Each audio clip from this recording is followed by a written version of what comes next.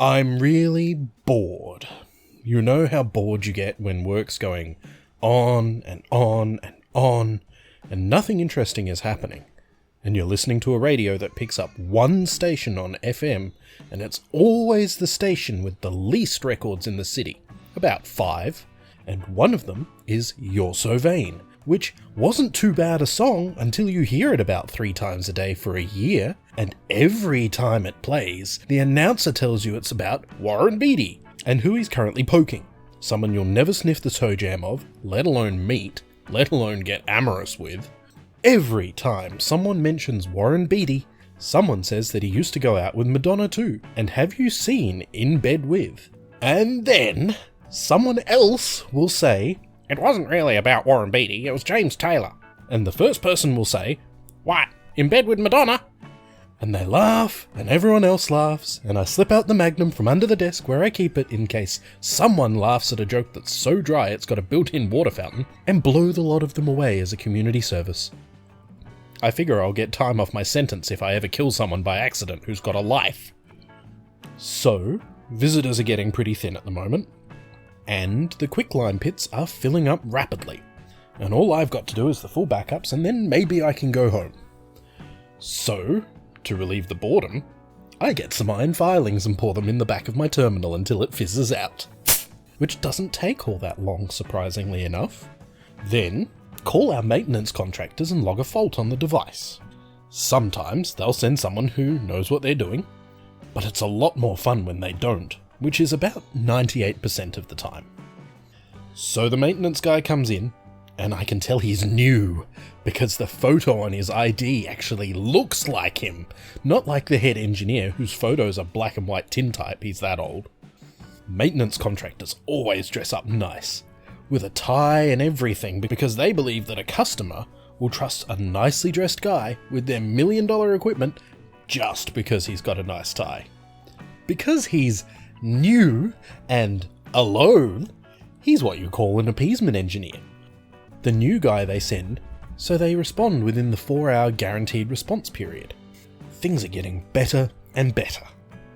Your average appeasement engineer is about as clued up in computers as the average computer hacker is about BO, and their main job is to make sure the power plug is in and switched on, then call back to the office for parts. The really keen ones will sometimes even take a cover off the equipment and pretend that they see this stuff all the time. I wonder what sort today's is. "You got a dud terminal?" he asks pleasantly. I tell him, yeah, and bring him into the control room. "Which one is it?" he asks, confused by the fact that only one of them is smoking. "It's the Model 3, I say, giving nothing away. "Ah, the old Model 3, he says knowingly, without a clue what a Model 3 is or which one of the 3 terminals it is, which isn't surprising as I just made it up. "We get a lot of Model 3 problems," he says, nodding. "So what actually happened?" "Sneaky, but not good enough. I'm not going to point it out to him." "It just went dead," I say, in loser mode. "I see.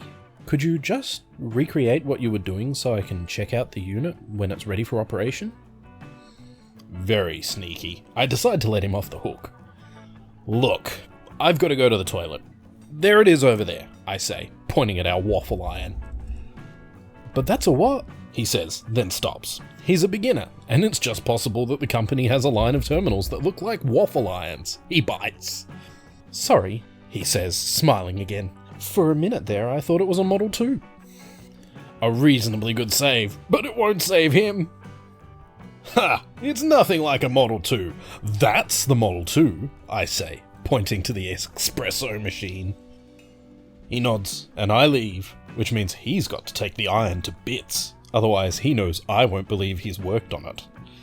I give him a couple of minutes to get the element exposed, then wander back in. "So how does it look?" I ask, concerned like. "Well, I think we could have a processor problem," he says, concentrating on prying the element up. Concentrating so much that he doesn't notice me plugging the iron in. "Shouldn't you be wearing an earthing strap?" I ask innocently. When he thinks I can't see, he creeps his hand over to the wiring frame and says, "Well, it's just as easy to hold onto Earth like this." "But what about the risk of a cross-the-body shock with no resistor in series with you?" I ask, ever so more innocently. "Oh, it's okay," he says. "The unit's I ring the maintenance help desk again. It's Rhonda. "Hey, Rhonda. I'm going to need another engineer and a new waffle iron over here. For some reason, your engineer opened up my waffle iron without switching it off," I say. Rhonda knows me. It's the third call and the third appeasement engineer this year. You'd think they'd learn. "You're a real prick," she says, annoyed. "Tell you what, Rhonda, why don't you come and fix it? It's a Model 3.